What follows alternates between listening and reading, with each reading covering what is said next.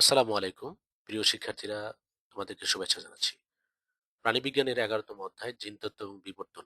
এখান থেকে HSC final পরীক্ষা এবং ভর্তি পরীক্ষার জন্য যেগুলো ইম্পর্টেন্ট সেগুলোই এই ভিডিওতে আমি তোমাদেরকে দেখাবো।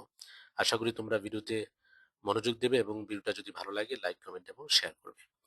প্রথমেই যে তথ্যটা দেখো, এটা জিনতত্ত্ব বলা হয়েছে। জিনতত্ত্ব কি? এটা সিকিউতে থাকতে পারে 1 নম্বর বা 2 নম্বরের জন্য।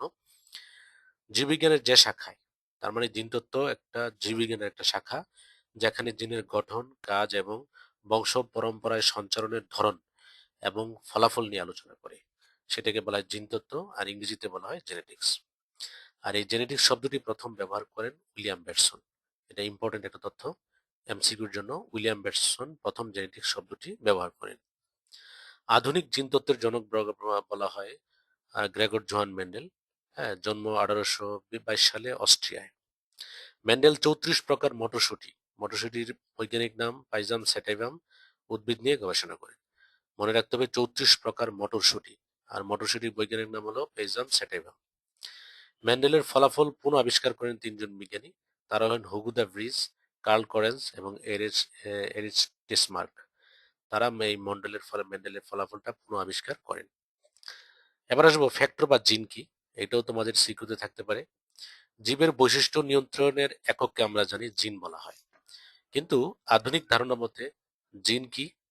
জিন হলো ডিএনএর একটা অংশ বিশেষ, যেটা কি করে, যেটা পলিপ্যাপটাইড উৎপাদনের সংকেত বহন করে। মনে রাখতে হবে জিন হলো ডিএনএর একটা অংশ বিশেষ, হ্যাঁ, যা পলিপ্যাপটাইড উৎপাদনের সংকেত বহন করে। লুকাস। লুকাস কি? লুকাস হলো ক্রোমোজোমের নির্দিষ্ট স্থান যেখানে জিন থাকে। ক্রোমোজোমের জিনের নির্দিষ্ট স্থানকে লুকাস বলা হয়। আর এলিল হলো সমসংস্থ বা হোমোলোগাস ক্রোমোজোম জুড়ের, হ্যাঁ, নির্দিষ্ট লুকাসে অবস্থানকারী নির্দিষ্ট জিন জোড়ার একটি অপরটির এলিল বলা হয়। যেমন আমরা যদি লম্বা বৈশিষ্ট্যের জন্য যদি এলিল বলি, আমাদের বইতে আছে ক্যাপিটাল টি, দুইটা ক্যাপিটাল টি। আবার খাটো বৈশিষ্ট্যের জন্য দুইটা স্মল টি, এরকম। তাইলে এই যে ক্যাপিটাল টি একটি অপরটির এলিল। আর হোমোজাইগাস কাকে বলে?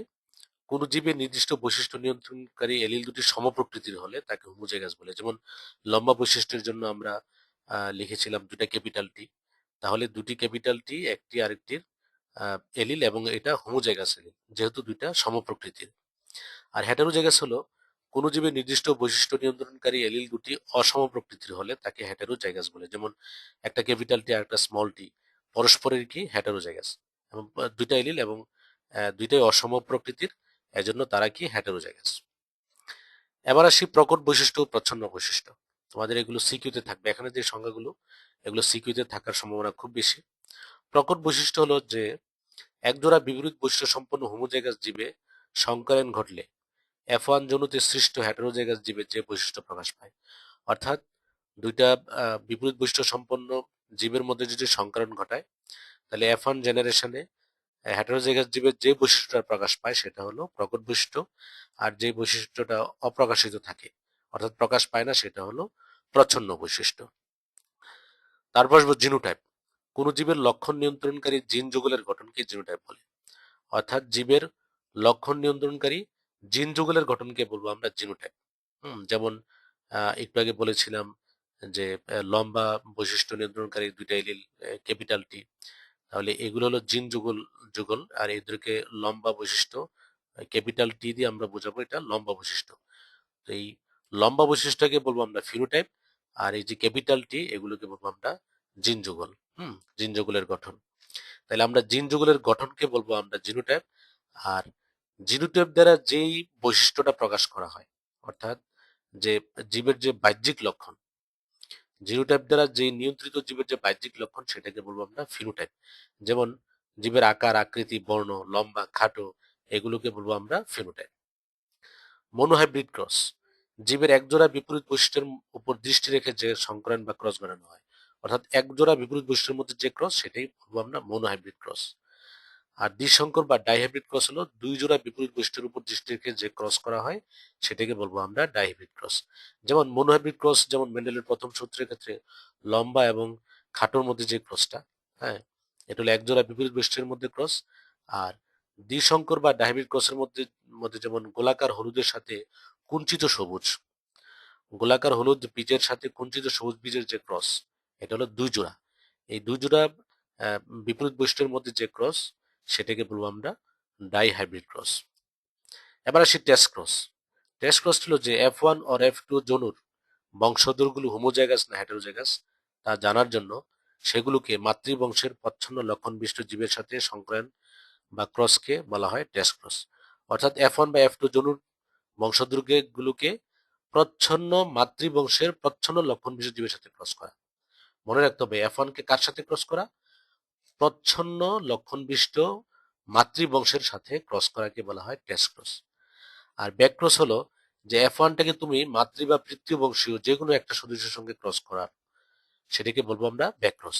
তাহলে এই কথাটা আসতে পারে না যে টেস্ট ক্রস, সকল টেস্ট ক্রসই ব্যাক ক্রস। কারণ আমরা টেস্ট ক্রসের মধ্যে F1 কে প্রচ্ছন্ন লক্ষণ বিশিষ্ট মায়ের সাথে ক্রস করানো হয়, মাতৃবংশ জীবের সাথে ক্রস করানো হয়, সেটা হলো টেস্ট ক্রস। আর ব্যাক ক্রসটা হলো F1টাকে পিতৃ বা মাতৃবংশীয় যে কোনো এক সদস্যের সাথে ক্রস করানো হয়, এই জন্য এটাকে বলা হয় ব্যাক ক্রস। তাহলে আমরা এটাও বলতে পারি যে সকল টেস্ট ক্রসই ব্যাক ক্রস। মেন্ডেলের প্রথম সূত্রকে মোনয় ক্রস সূত্র বা পৃথিবীকরণ সূত্র বলে। এ সূত্রের জিনোটাইপিক অনুপাত হলো 3:1। এটা হলো মেন্ডেলের প্রথম সূত্র অনুপাত। আর মেন্ডেলের দ্বিতীয় সূত্র অনুপাতকে স্বাধীনভাবে মিলনের সূত্র বলা হয়, আর এটা অনুপাত হলো 9:3:3:1। এবার দেখো মেন্ডেলের যে প্রথম সূত্র, এটার কিছু ব্যতিক্রম আছে। অসম্পূর্ণ প্রকটতা, এটার ফলে অনুপাত দ্বারায় 1:2:1, অর্থাৎ 3:1 এর পরিবর্তে 1:2:1। এবং সমপ্রকটতা, এটার পরিবর্তে 1:2:1। এবং লিথাল জিনের অনুপাত হয় 2:1। তোমাদের কিন্তু এমসিকিউর জন্য এই জিনিসগুলো মনে রাখতে হবে, অনুপাতগুলো মনে রাখতে হবে, কোনটার জন্য কোন অনুপাত দেখা যায়। এবার আসি অসম্পূর্ণ প্রকটতা। যখন এক জোড়া বিপরীত বৈশিষ্ট্য সম্পন্ন দুটি জীবে সংকরায়ন ঘটে কিন্তু প্রথম বংশধরে প্রকট ফিনোটাইপ পূর্ণ প্রকাশে ব্যর্থ হয় এবং উভয় বৈশিষ্ট্যের মাঝামাঝি এক বৈশিষ্ট্যের প্রকাশ ঘটে, তাকে অসম্পূর্ণ প্রকটতা বলে। বলছে যে এক জোড়া বিপরীত বৈশিষ্ট্যের মধ্যে যদি ক্রস করানো হয়, তাহলে যে প্রথম বংশ ধরে মানে F1-এ প্রকট ফিনোটাইপিক পূর্ণ প্রকাশে ব্যর্থ, অর্থাৎ যে প্রকট যে ইয়েটা আছে, প্রকট জিনগুলো সে কি করে পূর্ণ সে বৈশিষ্ট্য প্রকাশ করতে পারে না। অর্থাৎ উভয়ের মাঝামাঝি একটা বৈশিষ্ট্য প্রকাশ ঘটে, প্রচ্ছন্ন এবং প্রকটের মাঝামাঝি। আর এটাকে বলা হচ্ছে অসম্পূর্ণ প্রকটতা। অসম্পূর্ণ প্রকটতার কারণে মেন্ডেলের সূত্রের অনুপাত 3:1 পরিবর্তিত হয়, কি হয়ে যায় 1:2:1 হয়। আর সমপ্রকটতা কি? সংকর জীবে যখন দুইটি বিপরীতধর্মী জিনের দুটি বৈশিষ্ট্য সমানভাবে প্রকাশিত হয়, অর্থাৎ দুটি বিপরীতধর্মী যে বৈশিষ্ট্য আছে, জিন আছে, দুইটার বৈশিষ্ট্যই সমানভাবে প্রকাশিত হয়, এই জন্য এটার নাম দেওয়া হয়েছে সমপ্রকটতা। এর ফলেও মেন্ডেলের দ্বিতীয় সূত্র প্রথম সূত্র অনুপাতটা কি হয়, পরিবর্তন হয়ে 1:2:1 হয়। লিথাল জিন কি?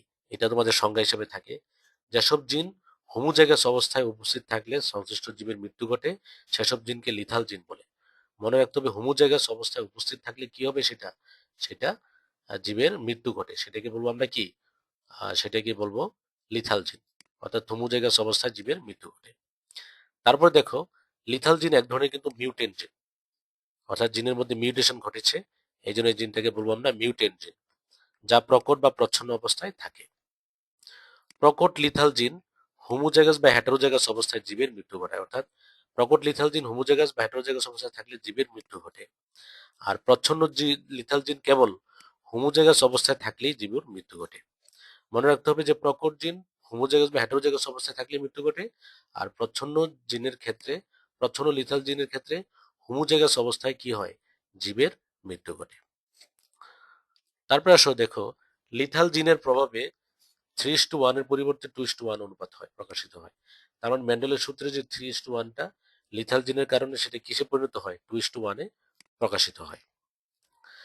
আর এই যে লিথাল জিনের সর্বপ্রথম উপস্থিতি লক্ষ্য করেন ফরাসি বিজ্ঞানী লুসিয়েন কোয়েনা। মনে রাখতে হবে লুসিয়েন কোয়েনা প্রথম ইঁদুরের গায়ের বর্ণে লিথাল জিনের সর্বপ্রথম উপস্থিতি লক্ষ্য করেন। লিথাল জিনটাকে দুইটা ভাগে ভাগ করেছে, একটা দেখো সেমি লিথাল আর একটা হলো সাবভাইটাল লিথাল। তোমাদের মনে রাখতে হবে যেসব লিথাল জিনের প্রভাবে 50%-এর বেশি জীব মারা যায়, অর্থাৎ যে লিথাল জিনের প্রভাবে 50%-এর বেশি জীব মারা যায়, সেগুলোকে বলবো সেমি লিথাল জিন। এখান থেকে সবচেয়ে বেশি ইম্পর্টেন্ট হলো যে এমসিকিউর জন্য যে এই সেমি লিথাল জিনের কারণে হিমোফিলিয়া রোগ তৈরি হয়, অর্থাৎ মানুষের হিমোফিলিয়া রোগ সৃষ্টিকারী লিথাল জিন আহ, এই এটা হলো সেমিলিথাল জিন। হিমোফিলিয়া রোগ সৃষ্টিকারী জিনটা হলো লিথাল জিন, সেমিলিথাল জিন। আর সাবভাইটাল জিন মানে যেসব লিথাল জিনের প্রভাবে 50%-এর কম জীব মারা যায়, 50%-এর কম, সেগুলোকে বলবো আমরা সাবভাইটাল জিন। যেমন ড্রোসোফিলার মাছের লুপ্ত প্রায় ডানা সৃষ্টিকারী লিথাল জিন। যেমন ড্রোসোফিলা মাছের, এটা একটা ড্রোসোফিলার যে একটা মিউটেন্ট জাত আছে, সেটার মিউটেন্ট জাতটার মধ্যে ওর ডানাটা ছোট হয়ে যায়, একদম ছোট হয়ে যায়। এই ছোট হওয়ার কারণ হলো এই সাবভাইটাল লিথাল জিনের কারণে এটা ছোট হয়ে যায়। তাহলে এই উদাহরণটা আমাদেরকে মনে রাখতে হবে। তাহলে সাবভাইটাল জিনের উদাহরণ হলো ড্রোসোফিলার মাছের লুপ্ত ডানা, আর সেমিলিথাল জিন হলো হিমোফিলিয়া রোগ। তারপর দেখো মানুষের লিথাল জিন গঠিত কয়েকটি বংশগত রোগ। এখান থেকে খুব ইম্পর্টেন্ট এমসিকিউ আসে মেডিকেল এবং ইউনিভার্সিটি ভর্তি পরীক্ষায়। তোমাদের শুধু মনে রাখবা, তোমরা সেটা মনে রাখবা যে এটা যেমন থ্যালাসেমিয়া, এটা কোন ধরনের লিথাল জিনের কারণে হয়। যেমন থ্যালাসেমিয়াটা প্রচ্ছন্ন লিথাল জিনের কারণে হয়, এবং এটার কি লক্ষণ, যেমন রক্ত স্বল্পতা, যকৃতের স্ফীতি হয়, প্লিহার স্ফীতি হয়, মাথা বড় হওয়া, এই রোগের লক্ষণ হয়, মানে থ্যালাসেমিয়া রোগের লক্ষণ। আরেকটা দেখো সিকেল সেল এনিমিয়া, এটাও কিন্তু প্রচ্ছন্ন লিথাল জিনের কারণে হয়। এর ফলে কি হয়, এর ফলে আমাদের যে এর ফলে ভিকটিমের রক্তে অস্বাভাবিক হিমোগ্লোবিন তৈরি হয়, যার ফলে লোহিত কণিকা কাস্তে আকৃতি ধারণ করে। আমরা জানি যে লোহিত কণিকা কি থাকে, গোলাকার থাকে। হ্যাঁ, গোলাকার থাকে। কিন্তু সিকল সেলিমে এনিমিয়ার কারণে এই যে লোহিত কণিকা কি হয়, এই কাস্তে আকৃতির ধারণ করে, এই যে এরকম হয়ে যায়, বাঁকা হয়ে যায়, মানে কাচির মতো আকার ধারণ করে। সেটাকে বলা হচ্ছে সিকল সেল এনিমিয়া। এবং এই যে লোহিত কণিকা এগুলো ভেঙে যায় এবং তীব্র এনিমিয়া বা রক্তাল্পতা দেখা দেয় এই এই প্রচ্ছন্ন লিথাল জিনের কারণে। আরেকটা দেখো সিস্টিক ফাইব্রোসিস, এটাও কিন্তু প্রচ্ছন্ন লিথাল জিনের কারণে, এটা শিশুদের হয়। হ্যাঁ, এটার ফলে কি হয়, নিরন্তর কাশি হয়, হ্যাঁ, শ্বাসকষ্ট হয়, ঘন কফ, কফের সাথে রক্ত হয়, সাইনোসাইটিস, পিত্তথলির পাথুরে, পিত্তপাথুরি এবং লিভার সিউসিস, এবং নারী পুরুষের বন্ধ্যাত্ব হতে পারে। এটা হলো সিস্টিক ফাইব্রোসিসের কারণে। তোমাদের এগুলো মনে রাখতে হবে, লক্ষণ মানে কি কি রোগ হয় এগুলো মনে রাখতে হবে। আরেকটা হলো রেটিনোব্লাস্টোমা। রেটিনোব্লাস্টোমা প্রকট লিথাল জিনের কারণে হয়ে থাকে। এ রোগে রোগীর চোখে মেলিগন্যান্ট টিউমার হয়। তাহলে মেলিগন্যান্ট টিউমার হয় কোন ইয়েতে, প্রকট লিথাল জিনের কারণে, আর এটার নাম হলো রেটিনোব্লাস্টোমা। আরেকটা দেখো কনজেনিটাল ইকথিওসিস, এটা 2025 সালে কুমিল্লা বোর্ডে আসছিল যে এইটা কোন ধরনের জিনের কারণে হয়, বা এটার এটা লক্ষণটা কি। এটা হলো প্রচ্ছন্ন লিথাল জিনের কারণে হয়। জন্মের পর শিশুর ত্বক শুষ্ক, পুরু এবং ফেটে গিয়ে মাছের আইসের মতো হয়ে যায়। এই প্রশ্নটা আসছিল যে মাছের আইসের মতো হয়ে যায় শিশুর ত্বক পুরু ফেটে গিয়ে, এটা হয় কোন লিথাল জিনের কারণে, কনজেনিটাল ইকথিওসিস এটার নাম, আর এটা প্রচ্ছন্ন লিথাল জিনের কারণে এটা হয়। এবার দেখো মেন্ডেলের দ্বিতীয় সূত্রের ব্যতিক্রম। মেন্ডেলের দ্বিতীয় সূত্রের ব্যতিক্রম হলো পরিপূরক জিন। পরিপূরক জিনের অনুপাতটা মনে রাখো, এটা অনুপাত হলো 9:7। আমরা জানি যে মেন্ডেলের দ্বিতীয় সূত্রের অনুপাত হলো 9:3:3:1, আর পরিপূরক জিনের কারণে হয় কত, 9:7। হ্যাঁ, আর পরিপূরক জিনটা হলো যে এই যে ভিন্ন ভিন্ন লুকাসে অবস্থিত দুটি প্রকট জিনের উপস্থিতির কারণে, অর্থাৎ দুটি নন এলিলিক জিনের উপস্থিতির কারণে যদি জীবের একটি বৈশিষ্ট্য প্রকাশিত হয়, জিন দুটিকে পরস্পরের কি হয়, পরিপূরক বলা হয়। অর্থাৎ দুটি জিন একসাথে থাকলেই কেবল একটা অন্য আরেকটা বৈশিষ্ট্য প্রকাশিত হবে। এই ওই জিন দুটোকে এক একটার একটা অপরটির পরিপূরক জিন বলা হয়। অর্থাৎ নন এলিলিক জিন দুইটা উপস্থিত থাকলেই একটা বৈশিষ্ট্য প্রকাশিত হবে। এর জন্য ওই দুটি জিনকে বলা হয় কমপ্লিমেন্টারি বা পরিপূরক জিন। আর এটার কারণে মেন্ডেলের সূত্র অনুপাত দাঁড়ায় কত, 9:7। এবার আসি এপিস্টিসিস। এটা দেখো তোমাদের সিকিউ বড় প্রশ্ন হিসেবে থাকতে পারে। একটি জিন যখন অন্য একটি নন এলিলিক জিনের কার্যকারিতা প্রকাশে বাধা দেয়, অর্থাৎ একটা জিন যখন অন্য আরেকটা জিনের কার্যকারিতা বাধা দেয়, তখন তাকে বলা হয় এপিস্টিসিস। তো যেই জিনটা বাধা দেয় সেটাকে বলা হয় এপিস্টেটিক জিন, আর যেটা বাধা পায় সেটাকে বলা হয় কি, হাইপোস্টেটিক জিন। মনে রাখতে হবে, যে জিনটা বাধা দেয় সেটাকে বলা হয় এপিস্টেটিক জিন, আর যেটা বাধা পায় সেটাকে বলা হয় হাইপোস্টেটিক জিন। এপিস্টেসিস দু ধরনের, যথা একটা হলো প্রকট এপিস্টেসিস, এটার অনুপাত হলো 13:3। প্রকট এপিস্টেসিসটা কি, একটি প্রকট জিন যখন অন্য একটি নন এলিলিক প্রকট জিনের কার্যকারিতা প্রকাশে বাধা দেয়, অর্থাৎ একটা প্রকট জিন অন্য আরেকটি নন এলিলিক প্রকট জিনের কার্যকারিতা প্রকাশে বাধা দেয়, তখন এই প্রক্রিয়াকে বলা হয় এপিস্টেসিস। এটার ফলে মেন্ডেলের দ্বিতীয় সূত্র অনুপাতটা দাঁড়ায় 13:3। আর দ্বৈত প্রচ্ছন্ন এপিস্টেসিস বলছে যে দুটি ভিন্ন লুকাসে অবস্থিত দুটি প্রচ্ছন্ন এলিল যখন পরস্পরের প্রকট এলিলকে নির্দিষ্ট বৈশিষ্ট্যে বাধা দেয়, অর্থাৎ দুইটা প্রচ্ছন্ন এলিল মিলিত হইয়া যখন একটা প্রকট এলিলকে কি করে, বৈশিষ্ট্য প্রকাশে বাধা দেয় তখন তাকে দ্বৈত প্রচ্ছন্ন এপিস্টেসিস বলা হয়। যেমন মানুষের জন্মগত মুখ বধিরতা দ্বৈত এই প্রচ্ছন্ন এলিলের একটা প্রকৃষ্ট উদাহরণ, মনে রাখতে হবে। মানুষের জন্মগত মুখ বধিরতা, এটা হলো দ্বৈত প্রচ্ছন্ন এলিল উদাহরণ। এর ফলে মেন্ডেলের সূত্র অনুপাত দাঁড়ায় কত? 9:7। আমাদের অনুপাতটা মনে রাখতে হবে। আর এখান থেকে এটা মনে রাখতে হবে যে মুখ বধিরতা এটা একটা হলো দ্বৈত প্রচ্ছন্ন এলিলের উদাহরণ। এবার আসি পলিজেনিক ইনহেরিটেন্স। পলিজেনিক ইনহেরিটেন্সটা কি? পলিজেনিক হলো যে ভিন্ন ভিন্ন লুকাসে অবস্থিত নন এলিলিক জিনের একটি গ্রুপ সম্মিলিতভাবে কোনো জীবের একটি পরিমাণগত বৈশিষ্ট্য নিয়ন্ত্রণ করলে তখন সেই জিন গ্রুপকে পলিজিন বলে। অর্থাৎ আমরা জানি যে ভিন্ন ভিন্ন লুকাসে অবস্থিত যে নন এলিলিক জিন একটা গ্রুপ, এই গ্রুপটা কি করে? হ্যাঁ, কোনো জীবের পরিমাণগত বৈশিষ্ট্য নিয়ন্ত্রণ করে। আমাদের মনে রাখতে হবে যে কোনগুলা পরিমাণগত বৈশিষ্ট্য। তো ওই পরিমাণগত বৈশিষ্ট্যকে কি করে? নিয়ন্ত্রণ করে একটা গ্রুপ। কোন গ্রুপ? নন এলিলিক জিনের গ্রুপ। তখন ওই জিনের গ্রুপটাকে বলা হয় কি? পলিজিন। হ্যাঁ, বহুজিন। পলিজিন নিয়ন্ত্রিত পরিমাণগত বৈশিষ্ট্যের বংশগতিকে পলিজেনিক ইনহেরিটেন্স বলে। এটা সিকিউতে থাকতে পারে যে পলিজেনিক ইনহেরিটেন্স কাকে বলে। পলিজেনিক ইনহেরিটেন্স হলো পলিজিন দ্বারা নিয়ন্ত্রিত পরিমাণগত বৈশিষ্ট্যের বংশগতি।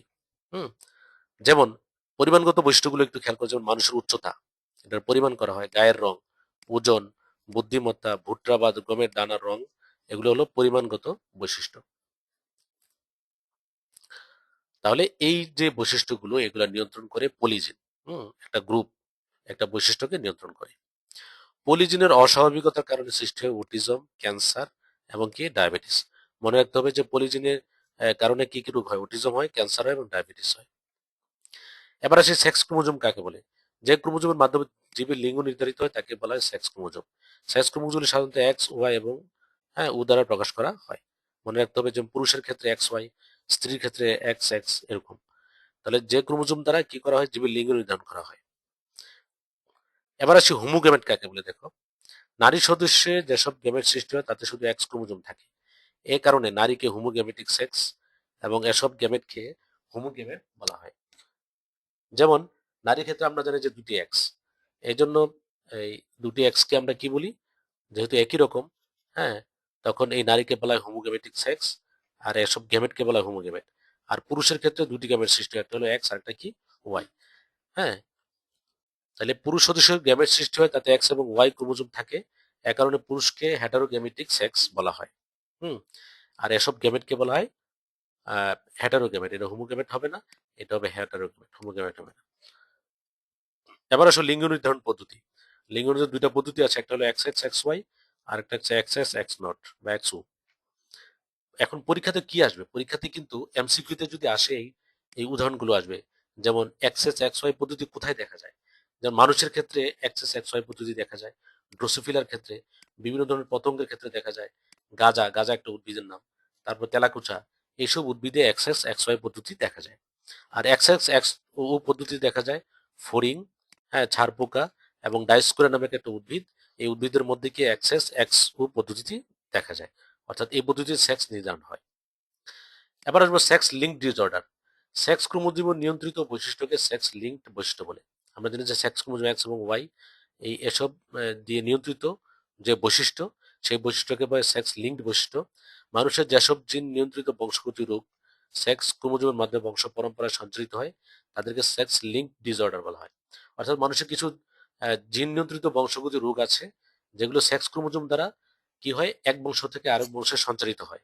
আর সেগুলোকে বলা হচ্ছে সেক্স ওইটাকে বলা হচ্ছে sex linked disorder. Sex link disorder একটু খেয়াল করো, যেমন মানুষের এক্স জিন নিয়ন্ত্রিত এরকম কয়েকটা রোগ হলো, যেমন লাল সবুজ বর্ণান্ধতা, তারপর সে হিমোফিলিয়া, তারপর ডুসেন মাস্কুলার ডিস্ট্রফি। এগুলো হলো এক্স জিন নিয়ন্ত্রিত। মনে রাখতে হবে এগুলো হলো এক্স জিন নিয়ন্ত্রিত। কি কি? লাল সবুজ বর্ণান্ধতা, হিমোফিলিয়া এবং ডুসেন মাস্কুলার ডিস্ট্রফি, এগুলোকে বলবো আমরা এক্স জিন নিয়ন্ত্রিত। আর ওয়াই জিন নিয়ন্ত্রিত একটা বৈশিষ্ট্য হলো কানের লোম। কিছু কিছু পুরুষের ক্ষেত্রে দেখা যাচ্ছে কানের লোমগুলো একটু বড় হয়, হ্যাঁ, এবং এটা ওয়াই জিন নিয়ন্ত্রিত একটা বৈশিষ্ট্য। এবার আসি আমরা লাল সবুজ বর্ণান্ধ। লাল সবুজ বর্ণান্ধ হলো লাল সবুজের পার্থক্য বুঝতে পারে না, সেটাকে বলা হচ্ছে কি? লাল সবুজের বর্ণান্ধ। আর লাল সবুজের বর্ণান্ধতার পরীক্ষাকে বলা হয় ইশিহারা কালার টেস্ট। এই টেস্টের মাধ্যমে বর্ণান্ধতার পরীক্ষা করা হয়। এবার তোমাদের সিকিউতে বড় প্রশ্ন হিসাবে অনেক সময় উদ্দীপকে দেওয়া থাকে যে বর্ণান্ধ পুরুষ এবং স্বাভাবিক মহিলার মধ্যে বিয়ে হলে কি হবে F1 জেনারেশনে এবং F2 জেনারেশনে কি হবে। তো তোমাদের একটু টেকনিক্যালি এগুলো মনে রাখতে হবে। যেমন যেমন বর্ণান্ধ পুরুষ এবং স্বাভাবিক মহিলা, খেয়াল করো, বর্ণান্ধ পুরুষ আর স্বাভাবিক মহিলার মধ্যে বিয়ে হলে F1 জেনারেশনের সকল কন্যাগুলো কি হবে? কন্যাগুলো বাহক হবে। কন্যারা কখনো কি হয় না, বর্ণান্ধ হবে না। আর সকল পুত্র কি হবে? স্বাভাবিক হবে। কখন? যখন মহিলা স্বাভাবিক থাকে। মহিলা স্বাভাবিক থাকে আর পুরুষ যদি বর্ণান্ধ হয়, তাহলে কন্যারা বাহক হয় আর সকল পুত্র স্বাভাবিক হবে। কিন্তু F1 জনুর স্বাভাবিক পুরুষ এবং বাহক মহিলার মধ্যে বিয়ে হলে, এই যে F1 জেনারেশনে আমরা যা পেলাম, একটা স্বাভাবিক পুরুষের সাথে বাহক মহিলার যদি বিয়ে হয়, তাহলে তাদের কি হবে? তাহলে তাদের কন্যাদ্বয়ের মধ্যে একজন স্বাভাবিক, একজন বাহক। আর পুত্রদের মধ্যে স্বাভাবিক এবং অন্যজন বর্ণান্ধ হবে। তার মানে স্বাভাবিক পুরুষ আর বাহক মহিলার মধ্যে বিয়ে হলে কি হয়? বলছে যে কন্যাদ্বয়ের একজন স্বাভাবিক হবে, একজন বাহক হবে। মনে রাখবা যে কন্যারা কখনোই কি হবে? বর্ণান্ধ হবে না, বাট বাহক হতে পারে। তাইলে কন্যাদের একজন স্বাভাবিক আর একজন বাহক, আর পুরুষদের ক্ষেত্রে একজন স্বাভাবিক এবং অন্যজন কি হবে? বর্ণান্ধ হবে। এটা হলো F1 জেনারেশনের মধ্যে যদি বিয়ে হয়। এবার আসো, মহিলাদের তুলনায় পুরুষেরা বেশি বর্ণান্ধ হওয়ার কারণটা কি? বর্ণান্ধ জিন এক্স ক্রোমোজোমে অবস্থিত ও প্রচ্ছন্ন প্রকৃতির হয় মহিলাদের ক্ষেত্রে কেবল হোমোজাইগাস অবস্থায়। যেমন এক্সি এক্সি, এই যে এক্সি থাকলে মনে করবা যে এটা বর্ণান্ধতা হয়। তাহলে হোমোজাইগাস অবস্থায় শুধু মহিলারা কি হবে? বর্ণান্ধতা প্রকাশ পায়। আমরা জানি যে যে এই যে বর্ণান্ধতার যে জিনটা, এটা এক্স এর মধ্যে আছে, এক্স ক্রোমোজোমে আছে। সুতরাং মহিলাদের ক্ষেত্রে এটা প্রকাশ হবে যখন কখন? যখন মহিলারা কেবল হোমোজাইগাস অবস্থায় থাকে, তখনই হবে কি, মানে গ্যামেটগুলো হোমোজাইগাস অবস্থায় থাকে, তখন সেটা প্রকাশিত পাবে। কিন্তু একটিতে বর্ণান্ধ জিন থাকলে, যেমন এই যে এক্স ছোট সিটা থাকলে মনে করো বর্ণান্ধ, আর বড় সিটা নয়, তাহলে এক্স সি এবং এক্স সি ছোটটা থাকলে তা প্রকাশ করতে পারে না। খেয়াল করো, পুরুষের ক্ষেত্রে এক্স ক্রোমোজোমে বর্ণান্ধ জিন থাকলেই বর্ণান্ধতা প্রকাশ পায়। যেমন পুরুষের ক্ষেত্রে এক্স সি, এই যে বর্ণান্ধ জিন, এবং ওয়াই, তাহলে এটা থাকার কারণেই পুরুষ কি হয়ে যাবে? বর্ণান্ধ হবে। তার মানে বর্ণান্ধ হয় পুরুষ, আর মহিলারা কি হয়? বাহক হয়। এটা মনে রাখতে হবে। আর মহিলারা বাহক হবে, বর্ণান্ধ হবে তখনই যখন হোমোজাইগাস অবস্থায়, হ্যাঁ, প্রচ্ছন্ন প্রকৃতির হোমোজাইগাস অবস্থায় থাকে, তখন সেটা কি হবে? বর্ণান্ধতা প্রকাশ পায়। আরেকটা আসো হিমোফিলিয়া। হিমোফিলিয়া হচ্ছে বংশগতভাবে সঞ্চালনশীল এক প্রকার রক্ততঞ্জন গঠিত ত্রুটি বা অস্বাভাবিকতা। অর্থাৎ রক্ত তঞ্জিত হয় না, রক্ত জমাট বাঁধে না। তো এর ফলে কি হয়? রক্ত তঞ্জিত হয় না এবং রক্তক্ষরণজনিত কারণে আক্রান্ত ব্যক্তির মৃত্যুও হতে পারে। অর্থাৎ রক্ত যদি বন্ধ না হয়, তাহলে রক্তক্ষরণজনিত কারণে ব্যক্তির মৃত্যু হতে পারে। তাহলে এই হিমোফিলিয়া এক্স ক্রোমোজোমে একটি প্রচ্ছন্ন মিউটেন্ট জিনের কারণে হিমোফিলিয়া হতে পারে। তাহলে হিমোফিলিয়া হয় কোথায়? কিসে? প্রচ্ছন্ন মিউটেন্ট জিনের কারণে। এবং এটা এক্স ক্রোমোজোমে থাকে কিন্তু। এই জিনটা এক্স ক্রোমোজোমে থাকে এবং প্রচ্ছন্ন মিউটেন্ট জিনের কারণে হিমোফিলিয়া হতে পারে। হিমোফিলিয়া দু ধরনের হয়, একটা হলো ক্লাসিক হিমোফিলিয়া বা হিমোফিলিয়া এ, আরেকটা হলো খ্রিস্টমাস ডিজিজ বা হিমোফিলিয়া বি। তোমাদের এমসিকিউর জন্য ইম্পর্টেন্ট, যে রক্ততঞ্জনের যে 8 নম্বর যে ফ্যাক্টরটা আছে, এটা যদি এটা আরেকটা নাম হলো অ্যান্টি হিমোগ্লোবিন ফ্যাক্টর, এটা যদি উৎপন্ন না হয় তাহলে ক্লাসিক হিমোফিলিয়া হয়। আর খ্রিস্টমাস ডিজিজ বা হিমোফিলিয়া বি, এটা হলো রক্ততঞ্জনের 9 নম্বর ফ্যাক্টর বা প্লাজমা থাম্বোপ্লাস্টিন ফ্যাক্টর উৎপন্ন না হলে। অর্থাৎ 9 নম্বর ফ্যাক্টরকে বলা হয় প্লাজমা থ্রোম্বোপ্লাস্টিন ফ্যাক্টর যদি উৎপন্ন না হয়, তাহলে খ্রিস্টমাস ডিজিজ বা হিমোফিলিয়া বি হয়। হিমোফিলিয়া দেখো, পুরুষের সাথে মহিলার বিয়ে হলে কি হবে? দেখো, হিমোফিলিক পুরুষের সাথে স্বাভাবিক মহিলার বিয়ে হলে কি হবে? স্বাভাবিক মহিলা স্বাভাবিক, কিন্তু পুরুষ হলে হিমোফিলিক। কেবল কন্যারা তা বহন করে, কেন? কন্যারা এখনো বাহক এবং কন্যার মাধ্যমে পরবর্তীতে তার পুত্রদের মধ্যে সঞ্চালিত হয়। তাহলে কন্যারা যদি বাহক হয়, এর পরবর্তী জেনারেশনটা কি হবে? পুত্রদের মধ্যে সঞ্চালিত হয়। একজন স্বাভাবিক কিন্তু হিমোফিলিয়া বাহক মহিলার সাথে স্বাভাবিক পুরুষের বিয়ে হলে কি হবে? অর্থাৎ বাহক মহিলার সাথে যদি পুরুষের বিয়ে হয়, স্বাভাবিক পুরুষের বিয়ে হয়, তাহলে হবে কি? সকল সকল কন্যা সন্তান স্বাভাবিক হবে, কিন্তু পুত্রদের সন্তানদের মধ্যে 50% হবে হিমোফিলিক সম্ভাবনা থাকে। আর 50% কি হবে? হ্যাঁ, আর 50% স্বাভাবিক হওয়ার সম্ভাবনা রয়েছে। তার মানে হিমোফিলিয়া বাহকের সাথে স্বাভাবিক পুরুষের বিয়ে হলে মেয়েরা সবাই স্বাভাবিক হবে, কিন্তু পুত্রদের ক্ষেত্রে 50% হিমোফিলিক হওয়ার সম্ভাবনা থাকে। এবার আসি ডুচেনি মাস্কুলার ডিস্ট্রফি, স্যার এটাকে বলা হয় ডিএমডি। এটা খুবই ইম্পর্টেন্ট এমসিকিউর জন্য, মনে রাখতে হবে। এটা একটা জিনগঠিত রোগ, এটা ছেলে শিশুদের হয়। এর ফলে কি হয়? যেমন হাত পা দেহকাণ্ড হৃৎপিণ্ড অস্বাভাবিক কাজকর্মের সক্ষমতা কমিয়ে দেয়। অর্থাৎ এই এই যে অঙ্গগুলো, হাত পা দেহকাণ্ড হৃৎপিণ্ড, এগুলো কাজকর্মের সক্ষমতা কমিয়ে দেয় এই কারণে। এর রোগের লক্ষণগুলো দ্রুত পেশি ক্ষয় হয়, দুর্বলতা, পেশি অকার্যকর, অস্থিসন্ধির কুঞ্চন, কপালের উপর টাক হওয়া। এগুলো হলো ডুচেনি মাস্কুলার ডিস্ট্রফি। এটা ছেলে শিশুদের হয়। এটা মনে রাখতে হবে তোমাদের। এখান থেকে এমসিকিউ খুবই ইম্পর্টেন্ট, এই তথ্যগুলো মনে রাখতে হবে। এই যে তথ্যগুলো, এখানে সবগুলো তথ্য। আহ আজকে তাহলে এই পর্যন্তই। আমরা পরবর্তীতে ব্লাড গ্রুপ নিয়ে আমাদের পরবর্তীতে ভিডিওতে আলোচনা করব। তো এটা ছিল তোমাদের এইচএসসি এবং ভর্তি পরীক্ষার জন্য এমসিকিউর জন্য, মূলত এমসিকিউর জন্য আমি এই তথ্যগুলো দিয়েছি বই থেকে। আশা করি আমি যে যে কথাগুলো এখানে বলেছি এবং দেখিয়েছি এগুলাই যদি তোমরা বারবার পড়ো, আশা করি যে কোনো পরীক্ষায়, ভর্তি পরীক্ষায় তোমরা এখান থেকে কমন পাবে। তো ভিডিওটা এই পর্যন্তই। যদি ভালো লাগে লাইক, কমেন্ট এবং শেয়ার করবে। ধন্যবাদ।